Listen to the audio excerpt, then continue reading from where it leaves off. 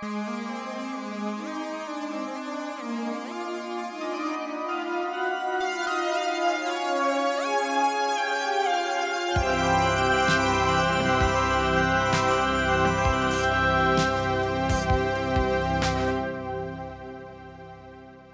a story that you shared with me years ago, and this is kind of when a lot of the cats in town started noticing, discovering, not finding out, that you could Yeah. play, and there's a great lesson in this, and you were really really grilled one day years ago, on in a good way, just to kind of see where you were, like transposition wise, range wise, stamina wise.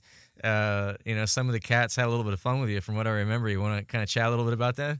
Yeah, if there's anything to Los Angeles trumpet hazing, this would have been that day for me.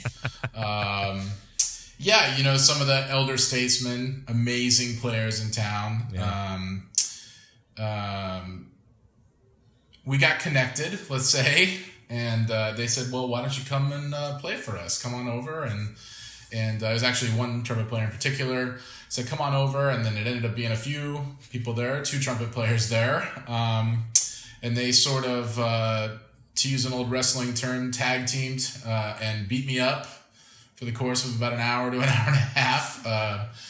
I'll never forget it. We played so much music, and they would have me play really hard, high stuff, and then really soft, classical stuff, and there was always going to be a point, like, we have to be able to do this, you have to be able to do that. And look, it was not great. I was so nervous, I was shaking, I was sweating, I was, it was so scary. But, there's not a lot of work going around in town, and, funny enough, for one of them, it was a, stay out of my house kind of thing, and then the other person who was there ended up becoming a really great friend and also put me under his wing. And I'll tell you, that was Gary Grant, who's, talk about somebody who's been widely recorded. That guy's done thousands of records. It's a part of the Hay horn section with Jerry Hay and Michael Jackson, and so many things, so many motion pictures, and I think he worked a lot with Silvestri, who you mentioned earlier, and, Yes, sir. so many other people. But anyways, he called me up later, and he was like, "You did, kind of the whole 'you did good, kid,' thing," and we became great friends, and still are to this day, even though Gary's retired now. But yeah, that was I called my parents when I was driving home, and I said, "It's over." Any chance I had, I just left. I just left the house of where my soul is now, and it is gone. So it was a pretty crazy day. Yeah, I was. We had Alan Silvestri on the program not so long ago, and one of the things we were talking about, just kind of the last thing you said, brought it to mind. This concept of fear, and we were talking about how the concept of fear, the idea of fear, if it's embraced well and it's used in a positive manner, can actually really help to clarify certain things in our professional lives as musicians, and whether or not that's getting over your stage fright of performing on the stage, or it's, in your case, getting hazed, or not being the guy to have to do take 3, 4, 5, and 6 and something on the recording stage. There's a lot of physicality that goes into musicianship that a lot of people that not only are musicians, but certainly those that aren't, might either kind of forget about it, or they're unaware of, or whatever that might be. And the physicality manifests itself in more than just being able to play beyond 4 hours and breaking through your tiredness. A lot of that physicality is actually psychological, and that is a physical thing, the psychosis of playing. And how do you get over fear? Let's talk about that for a second. Can you recall 1 or 2 or 3 kind of seminal moments in your life, other than the one you just kind of described, where you had to deal with a certain level of fear, and it became something that you, I imagine, ultimately learned how to embrace? Because it sounds like you've embraced it, if you even have it anymore. Well, yeah. I still get nervous. I think everybody does to some point. I think what I've learned now is that, the more prepared you are, the more able you are to handle those nerves. But I've always had a bit of stage fright. When I was a kid, first few times, I remember, I finally got to be in my dad's high school marching band, the big dream to play trumpet. And I was throwing up on the sidelines before halftime because I was so who cares? I'm this freshman trumpet player. There's, 25, he had a big band. There's 25, 30 other trumpet players there. And I'm, the director's son is barfing in the in the corner of the football field, I was so nervous. I don't know why. It is what it was. And I'll never forget, I can remember the band parents being around me every time and everything. So I've always had this stage fright, I guess, really is what it is. And you learn how to deal with it. You learn how to, try to, breathing helps, trying to get into whatever your Zen place is. And then, again, mostly just being prepared, knowing that you can do whatever's about to happen. You can do it. It may not go exactly like you want it to, especially when you're playing live. You only got one shot. So let's see. So I remember being nervous for that. I remember the first time I walked into a studio, I got really nervous and just, I think everybody, there's like maybe a little nervous energy. You're there for the first time. You want to play well and all that stuff. But what I won't forget is, I think my first kind of real big session was, one of the Family guys. And when they start the clicks and at Fox Studios at that time, when they started the clicks, the lights went off. And there was just all the lights go down. Yeah, I remember that. And just your music stand, and you feel like, as a player, that the whole room is looking at you. Even though you're not, I'm just playing third or fourth trumpet down there. It doesn't matter. I mean, it does matter, but, I have no pressure, really. But I was like, oh my God, where'd the lights go? Why did they turn off? And getting used to that, sensation. And you have that sensation being in a pit orchestra, but the lights aren't going on and off all the time. They're just kind of staying off or whatever. So I remember that being, a nervous thing for me. And then, you still get nervous when you're performing live or when you're performing for a big composer. The first opportunities you have to play first trumpet, you're being like, you're kind of in the hot seat now, and you're leading the brass section so, having to make all the decisions about articulations and stuff. I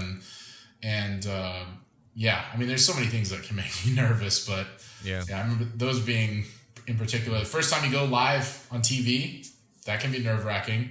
I did Dancing with the Stars for a number of seasons. I subbed in the band for a while, and then I actually took over for Warren Looning, believe it or not, in that band too. Was Harold that was Harold Wheeler? It was Harold Wheeler. It was Harold, the music director. Yeah, and I remember going live with Dancing with the Stars. Something was different about when I was actually there and I was the person. Again, just playing third trumpet. Yeah. But I became, now this is my job. I got to be here for this, and I got to do well because I don't want to lose this gig. Yeah. So the stuff like that.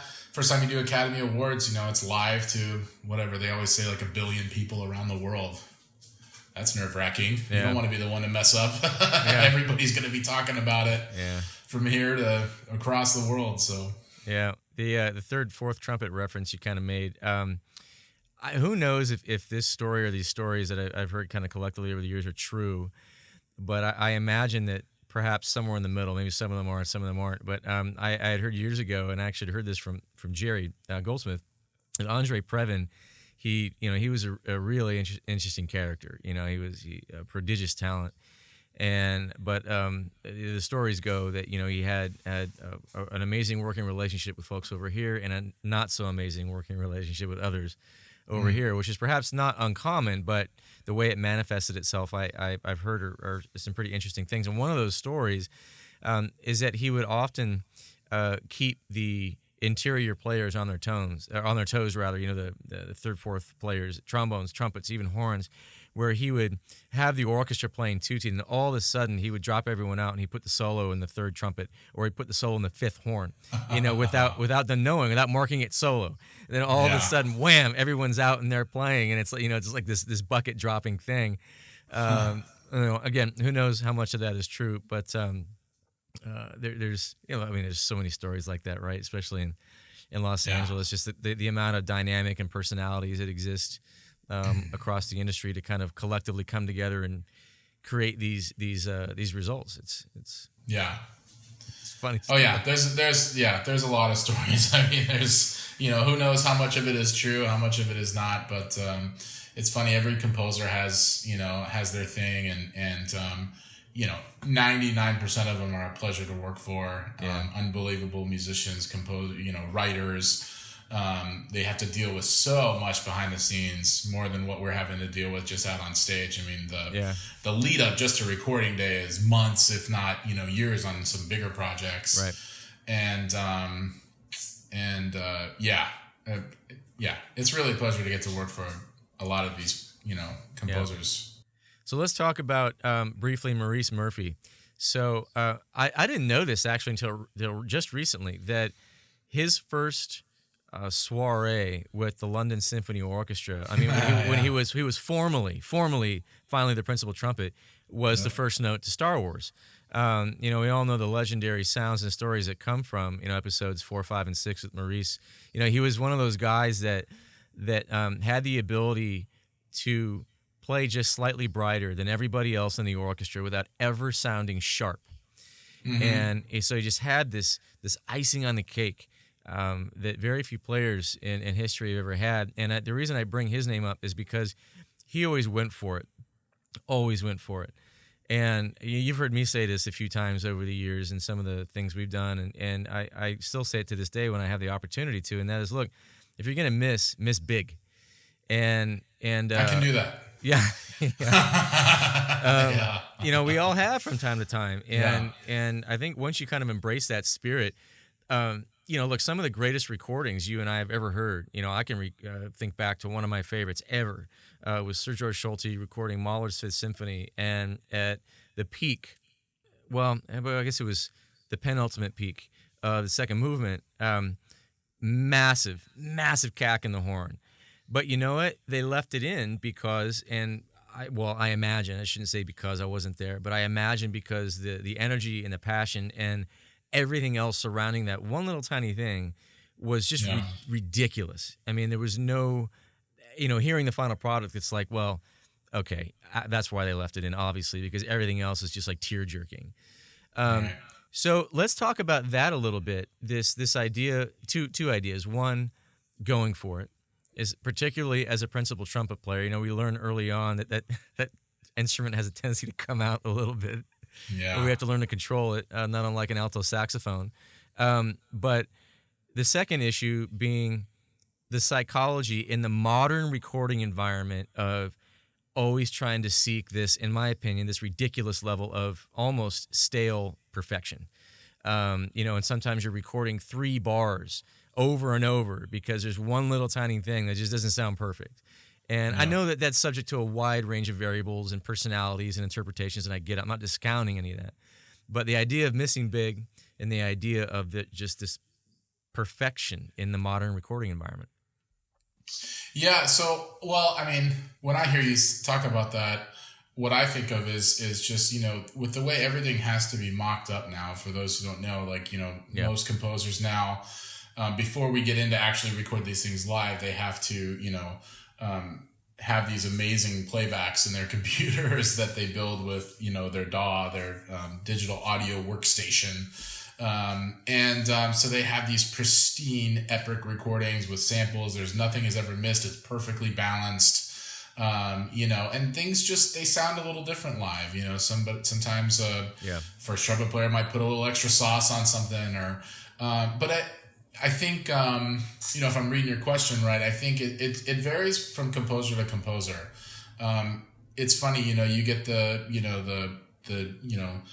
all perfectionists, right? John Williams or Alan Silvestri, or James Newton Howard, or gosh, I'm leaving out so many, I'm sure. Yeah. Any of these, big name composers that we all know of. I mean, they strive for perfection. They want perfection, but you can always tell they're looking for the music too. Yeah.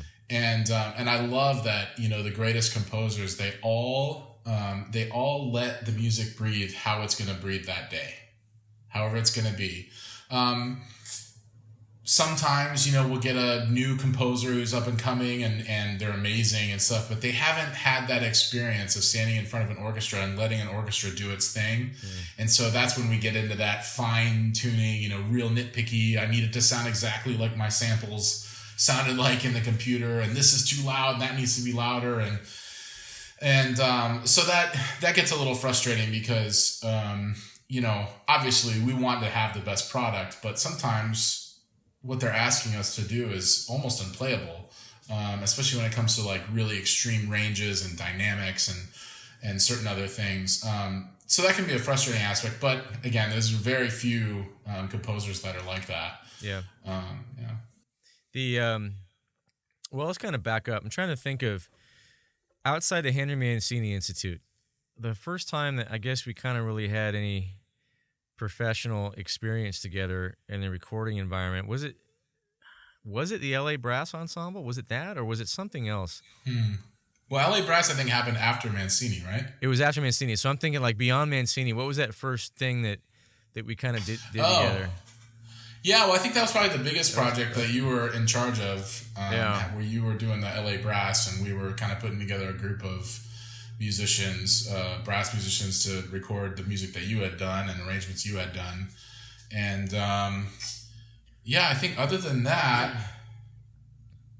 think that was one of the first things. That was probably the first thing. Yeah, the reason I bring that up is because, I'm just kind of thinking as you're talking, I can't believe it's been that many years already since we did whatever that was, and as we both know, it didn't really kind of blossom into anything much. Right. At least as the vehicle that it was intended to be then. But now looking back all these years later, to kind of see where not only you went, but some of the players in the group where they've gone, and just kind of a little bit of tiny bit of self reflection, in that the more and more I think about where cats like you and Danielle Andarza or Steve Szyminski or any of those cats that were in the group originally, it's reminded me just how little we've worked together in the last couple of years, and just kind of speaking almost kind of peripherally here.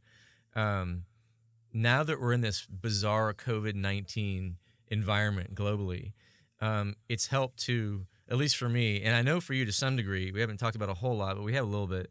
It's starting to clarify the things that we really want out of our career, out of our life, how we attain those goals in kind of other ways, having to find other paths to those goals, because so many of the paths that we've all known in the last few years have just been eviscerated. And we don't know when they're going to come back, if ever. So it's an interesting thing, it's so I've kind of gone into a combination of what have I done the last 7 years exactly, and oh my God, I just turned 40. What is going on here? I'm talking like a bunch of old geezers here, man. Jeez. I was like, I don't feel. It sounds like I don't feel like it yet, but I mean, how have you kind of dealt with that concept? These avenues that we've all been accustomed to having gone away due to this situation we're in, and what are some of the things that you're doing that might inspire other musicians out there to kind of think outside the box? Yeah, let's see. Well, for me, I've always been a teacher. I like teaching. Yeah. I like trying to share the knowledge that so many people have given to me. So I teach at two colleges: Cal State University Long Beach and at La Sierra University. I'm basically out in Riverside, and so that's been good. I'm still been teaching. In fact, I made a joke. I did a masterclass for some students in I think Arizona a couple days ago, and I joked with them. I said, if you're not practicing right now, you better be, because every single famous trumpet player that you are aspiring to be is nothing to do but time and to practice. That's all they're doing right now. There's nothing else to do. So it's like you just kind of go to your studio, go to your little practice room, and you just try to get through as much music as possible. Unfortunately, it's not the same like playing in an orchestra or a big band or something. You're just playing by yourself. So you do the best to try to replicate that stuff. But for this, I sort of had a small side career doing some orchestration and arranging projects. various like some video game stuff with League of Legends, and then I help Hollywood Scoring. I help those guys do a bunch of arranging for the Macy's Thanksgiving Day Parade and July 4th celebration, which actually we finished just last month. And then so I've taken this time to not only obviously keep up my chops and practice and do all those things, and also spending a lot of quality time with my two little boys. Yeah. But I've kind of dove into really learning Pro Tools. I kind of know Pro Tools. I'm really trying to learn Pro Tools, which is a main recording program that we use to record orchestras, you know. And then digging into learning how to do those mock-ups that I was describing earlier. I actually just finished, I don't know when this will come out, but hopefully it'll be after. I just finished doing a big mock-up and a couple of little things for Disney and ABC for the next Disney sing-along. So I've been lucky to have that work come in. And so I'm really just trying to get better at, as I tell my students, keeping all these plates spinning. So I've got my, classical trumpet and my kind of commercial trumpet, and then my sort of orchestration, and then my composing, arranging. I'm just trying to, again, it all goes back to my trumpet teacher, John Almeida. I want to be able to say, yes, I can do that if the phone rings. Yeah. And that's, and be comfortable saying yes. That's so important. That's an important part of it. Yes, I can do that. I was a little nervous when the music director for the Disney sing-along called, and she asked me if I could do this, and I was like, I don't know. We're going to find out, though, in the next 48 hours if I can do this. So, but everybody's thrilled and they're happy, and so I'm looking forward to that coming out. But yeah, I think just, you have the time. Learn how to really record yourself well. Not just learn how to record yourself. Learn how to record yourself well. Get the EQs right. Get the, record yourself at home, because composers are going to ask you for that kind of stuff. Or you're going to want to record for your students. If you're around, anywhere around the world, you're going to want to be a great teacher and teach your students how to record themselves. Again, learning these production programs, being able to pass that on to your students is going to be so important. So just try to dive into all the things you thought, I really wish I knew how to do that. I think this is the time, obviously, to do that. I think you're right that if there's not 10 guys, there's probably 100 guys or gals that are, doing what you're aspiring to do, and they're putting their foot to the floor and they're practicing. Yeah. It's funny when you get into the thick of being a pro in whatever environment it is in the music world, you don't have the time, and oftentimes forget. I mean, I was talking about this not too long ago on another podcast episode where I had all of a sudden remembered, like in a flash, literally sleeping under the pianos in practice rooms back at UCLA in the day. When you had that ability to sleep and then wake up at 6 a.m. after 3 hours of sleep just so you could have the first crack at the practice room. You don't have that luxury when you get older, when you're in the business, when you have a family. All of a sudden all these other priorities that you of course don't have at all when you're a younger pre-professional person. Now all of a sudden we're kind of being thrust into that again in a little way. So it's bizarre. I think it's a bizarre feeling. I'm the only one that comes into the office still, into the studio.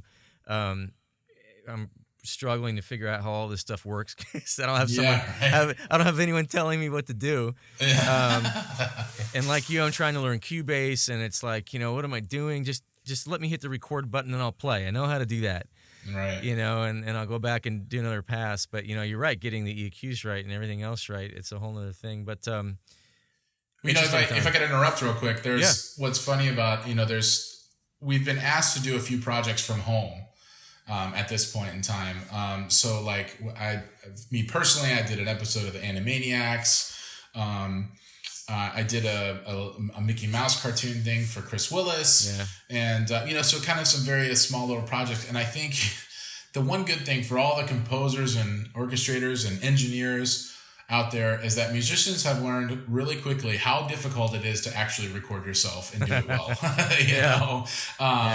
There's so much that I think we always have had great respect for what everybody's doing in the booth, but now more so than ever, to sit here and have to hit record and go play and then stop yourself and then edit it and then make sure it sounds good and then send it off and make sure the volumes are all correct and make sure it doesn't sound crappy, you know. Yeah, I know. So I think that's been a big thing that I know a few of the musicians I've talked to is like, wow, you know, this is difficult and obviously we always knew it was difficult, but having to learn that and do that on your own has been really tough. But well, you know, when we come out of this, it's going to be an interesting environment because I think you know, a lot of us will have hopefully honed another chop or two, you know, in some way, and I think the spirit with which kind of coming back and having an environment where we're finally all together again,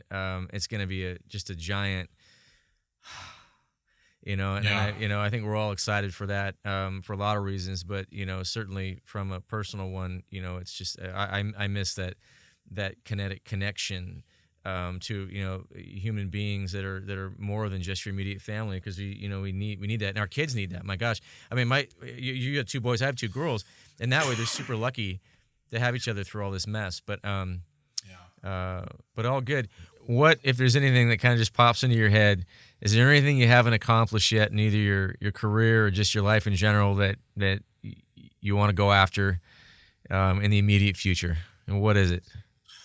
Only one thing. One thing that comes to mind, not only one. Okay. One thing that comes to mind. I mean, so many things come to mind. Yeah. I mean, there's just so many cool opportunities out there. Yeah.